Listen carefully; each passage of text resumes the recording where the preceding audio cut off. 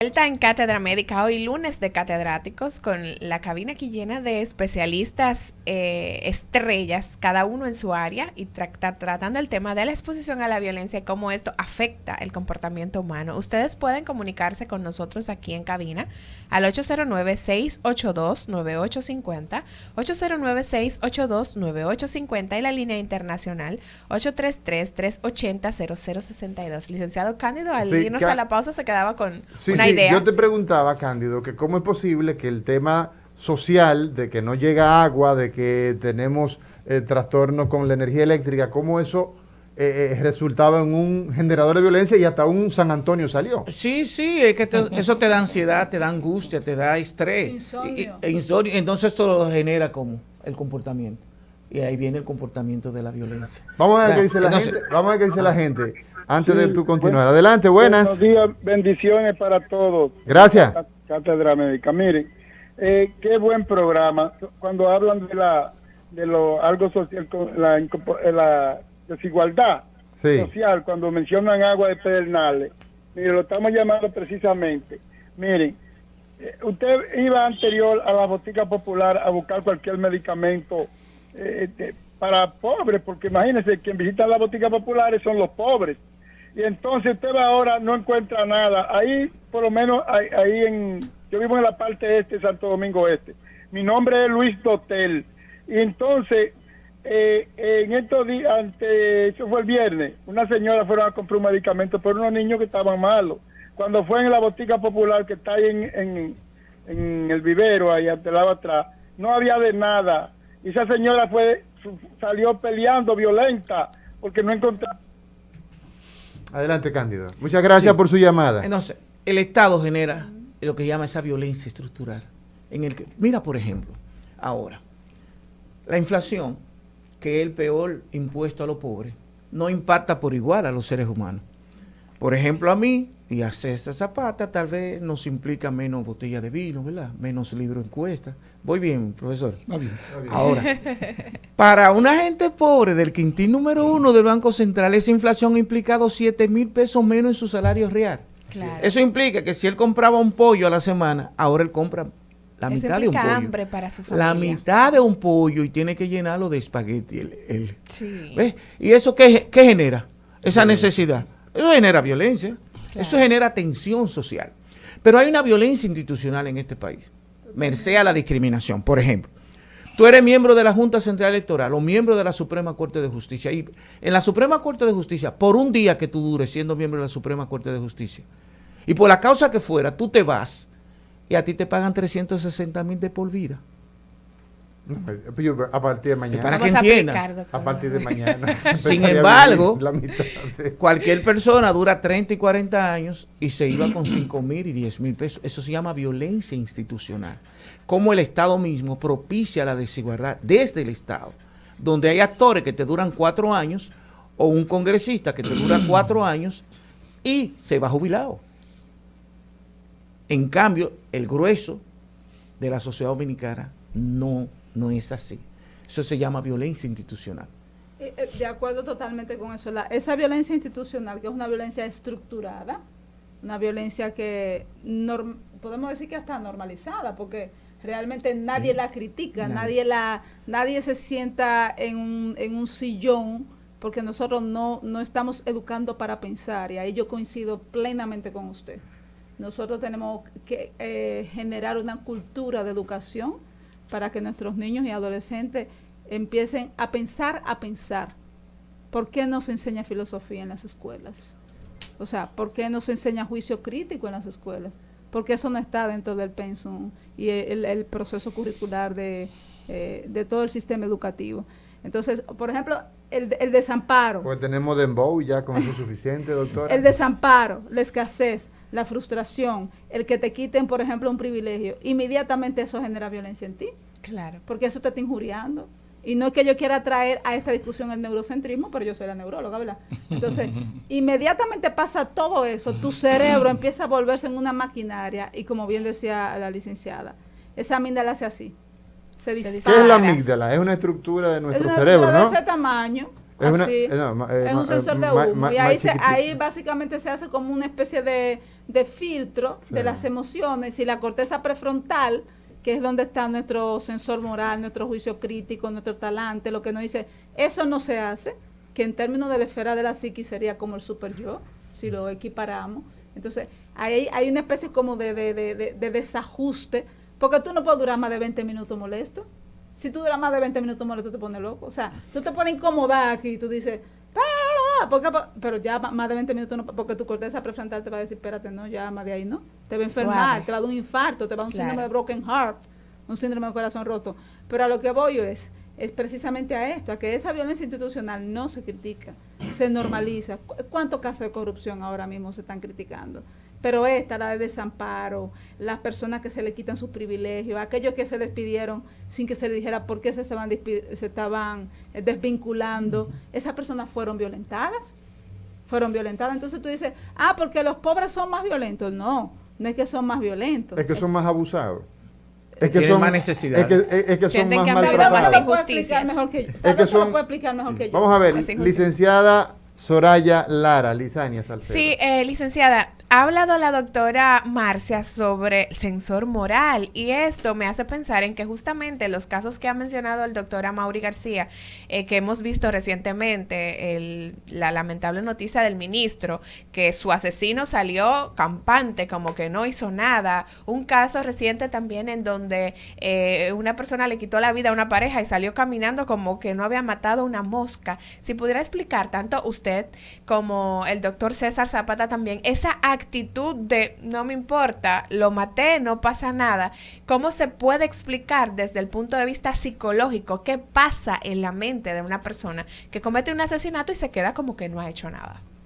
Bueno, cuando vemos ese tipo de comportamiento lo diferenciamos del comportamiento, por ejemplo, del delincuente común.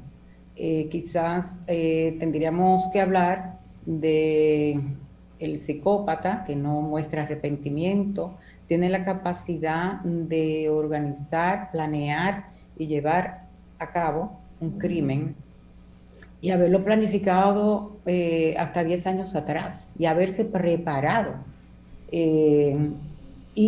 Lo que se ha visto, y creo que también la doctora Marcia lo puede decir, cómo estas personas no muestran tampoco una actividad fisiológica, ni hiperventilación, aceleramiento del corazón, se ven en un estado de calma que para los que estamos expuestos, ¿no? Y que sí sentimos arrepentimiento, culpa, vergüenza, esa conciencia moral y ética de no hacer daño, de no ser violentos. Estas personas tienen otra estructura, la neurona espejo, ¿verdad? Que es la neurona de la empatía, del afecto, de la empatía, o sea, está en cero.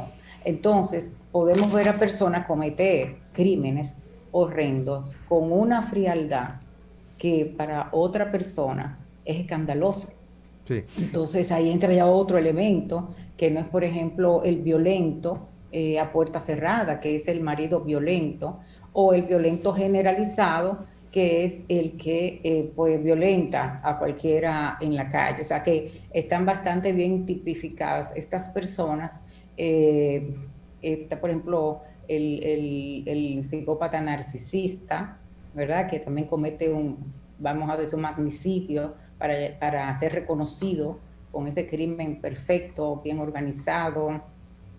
Y si escuchamos a estas personas hablar en medios de comunicación, si tienen la oportunidad, lo que tratan hasta de justificarse, porque dentro de su distorsión cognitiva están muy convencidos de que ese hecho pues tenía una justificación, no muestran arrepentimiento. En ningún momento vas a ver estoy arrepentido, pero quiero explicar, pido perdón a la sociedad, y si acaso lo hicieran, tienen la capacidad de engañar, pero son personas inexpresivas, con un aplanamiento que a la luz de cualquier persona empática, ¿verdad? Que va a estar llorando, sintiendo ese duelo colectivo que también sentimos en momentos en que ocurren estos hechos, pues estamos también haciendo un proceso de dolor, de impacto, pero esta persona la puede ver hablando y no ve ningún signo en su rostro, ¿no?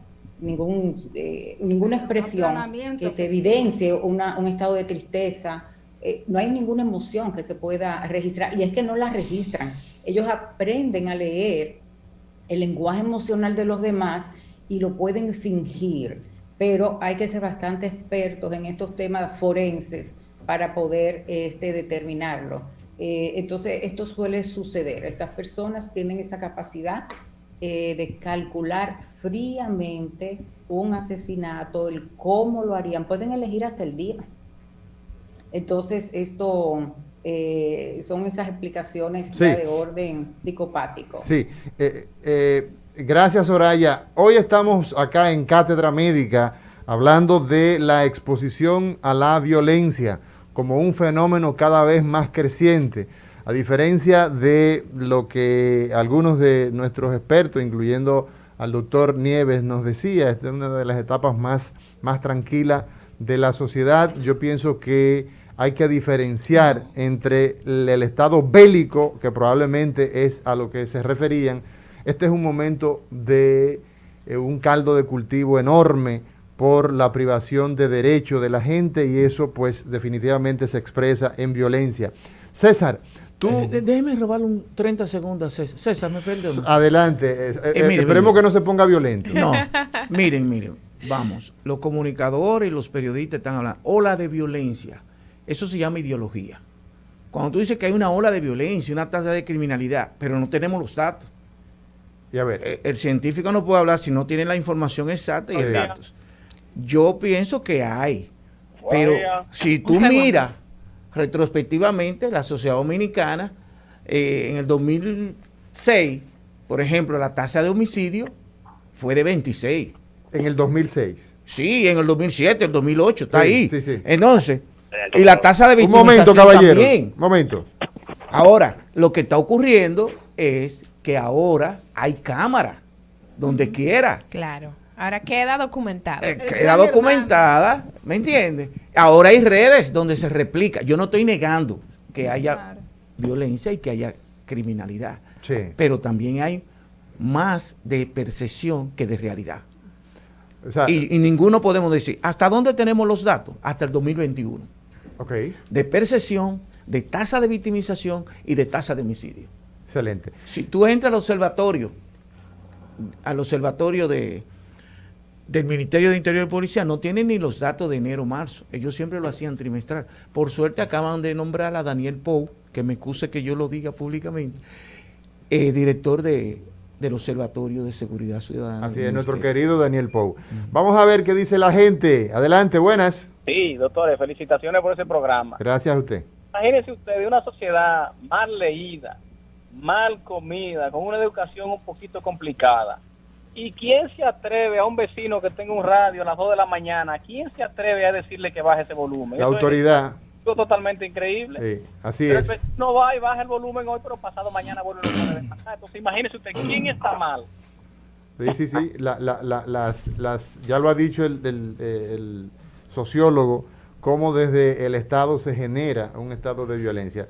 César, el perfil del violento, poco amplíanos este asunto, el perfil del hombre, de la mujer violenta, para nosotros aprender a identificar esto en un contexto donde, a mi juicio, ciertamente tenemos más facilidad para ver las cosas, pero eso no significa que teníamos en los años 1800 la posibilidad de encontrar a un muchacho que cogiera un cuchillo y fuera a una escuela a degollar niños. Se me agolpan muchísimas cosas en la cabeza. Adelante. He disfrutado de las participaciones, incluyendo incluyendo lo que tú citaste del doctor Nieves, que está vinculado a Steven Pinker, quien dice que ahora vivimos una atmósfera de más paz que en el pasado, poniendo el ejemplo de las guerras. Y yo estoy en total desacuerdo, porque las estadísticas de Pinker están sesgadas.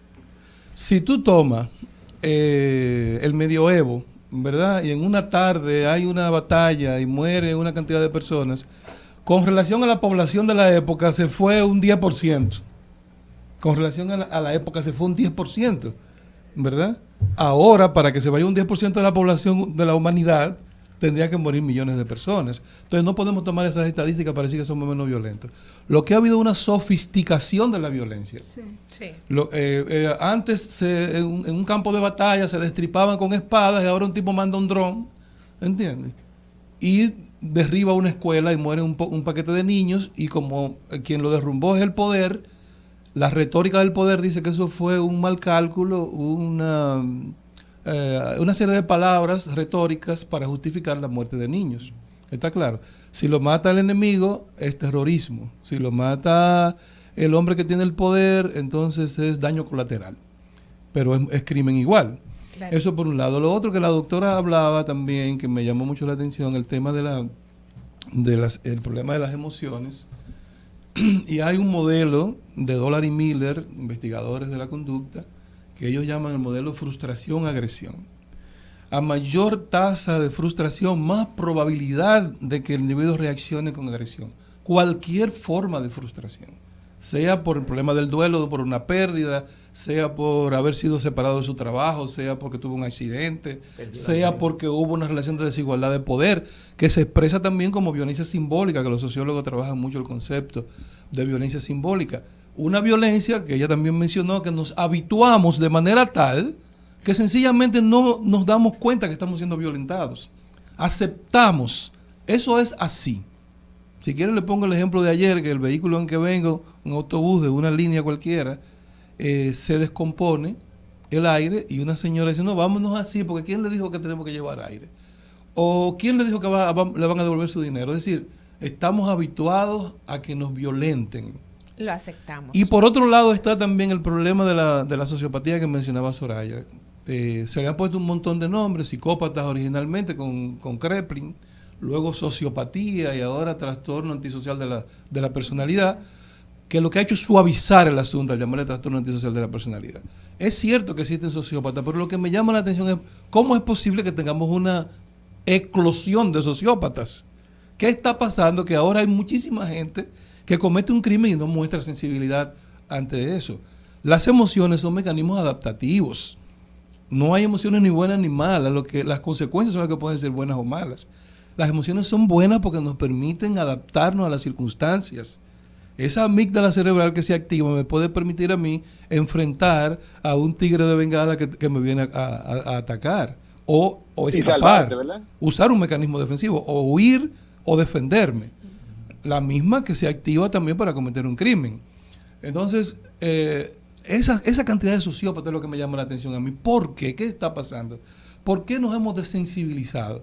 Eso se estudió en las guerras. Usted llegaba a la guerra y tenía todos los efectos del estrés postraumático, insomnio, pesadillas, etcétera. Pero pasado un tiempo, usted podía almorzar mientras bombardeaban tranquilamente, sin expresar ninguna emoción. Eso quiere decir que estamos siendo expuestos de manera extrema a violencia sistemáticamente por los medios, la televisión, la radio, el lenguaje que utilizan los influencers, el Estado, todo el mundo nos está bombardeando de eso. Los comunicadores. Los llamados comunicadores, que ahora se les llama influencer. Todo eso nos ha ido provocando una pérdida de respuesta de la emoción coherente con el evento. ¿Está claro? Es decir, no es lo mismo que yo le tenga miedo a una pequeñita cucarachita a que yo exprese miedo por ver un grupo de sujetos matándose.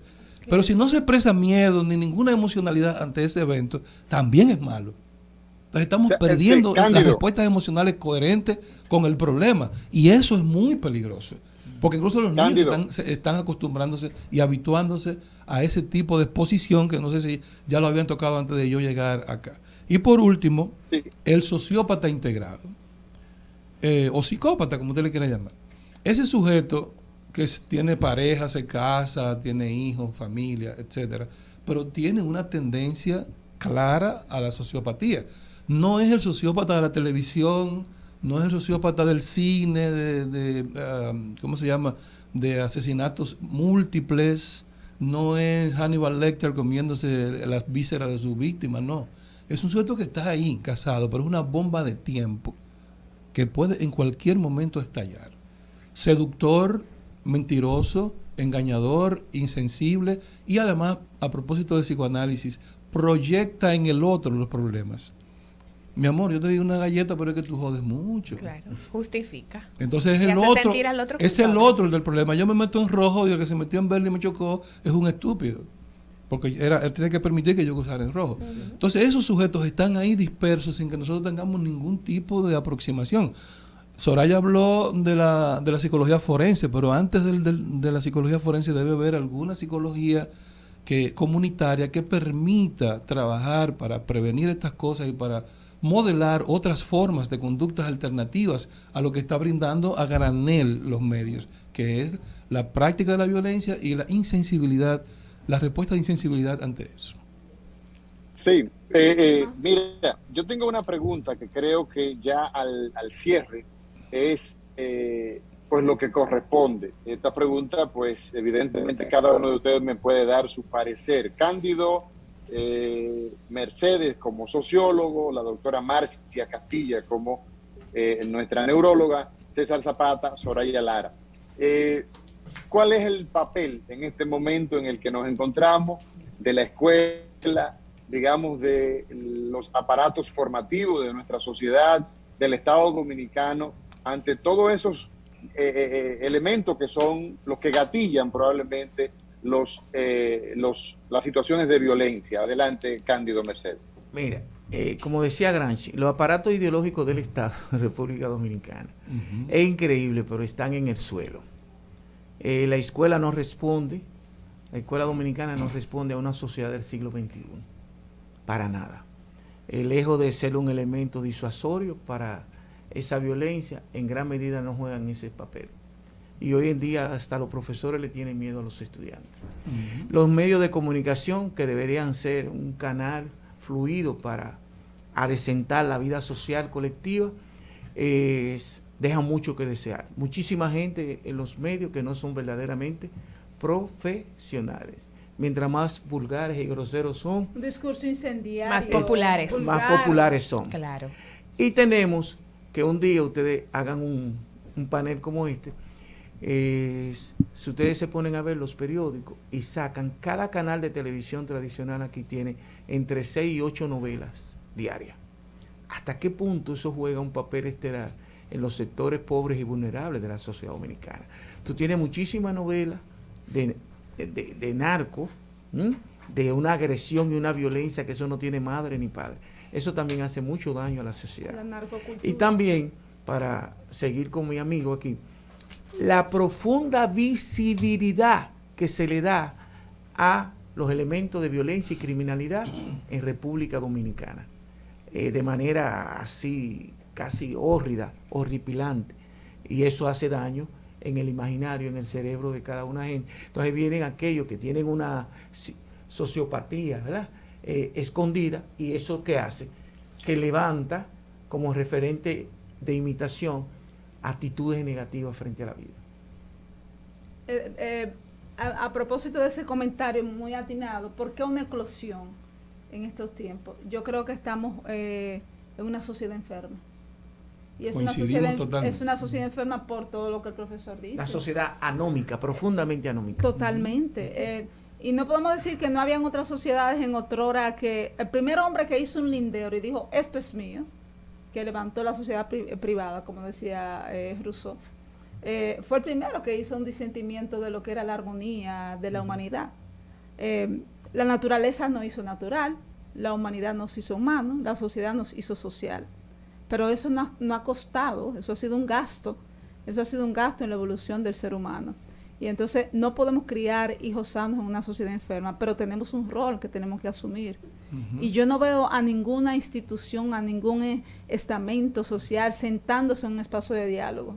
El otro día escuchaba, no recuerdo a quién, que decía que a nuestras instituciones policiales había que sentarse a hablar sobre estas cosas y explicarle cómo manejar la violencia, cómo se genera la violencia. pero nadie toma el portaestandarte de conversar sobre estas cosas. Y eso deja grafos neuronales. Y ojalá en un momento tengamos la oportunidad de hablar sobre el lenguaje y el impacto que eso tiene en el cerebro. Así es, así es. Bueno, yo creo que hemos llegado al final de un espacio que, como cada lunes, procura que usted pues saque unas conclusiones de nuestros expertos. Agradecerle al doctor César Zapata, al sociólogo, a Cándido Mercedes, a la doctora Marcia Castillo, a la licenciada Soraya Lara, por estar con nosotros. El próximo lunes será otro encuentro en Los Catedráticos, y sobre todo a ustedes, amigos, que cada día nos siguen en Cátedra Médica, porque aquí la salud merece respeto. Ojalá que en la agenda del Ministerio de Educación, el Ministerio de el Interior y Policía, todo lo concerniente a los elementos que pueden influir, las universidades, la familia, veamos el fenómeno de la violencia como un fenómeno que nos hace daño, que nos hace más pobres y que lamentablemente nos genera más malestar. Gracias a todos ustedes y ojalá poderlos tener en otra oportunidad hablando de temas de esta naturaleza. Gracias por la invitación, un placer. Cátedra Médica, porque la salud merece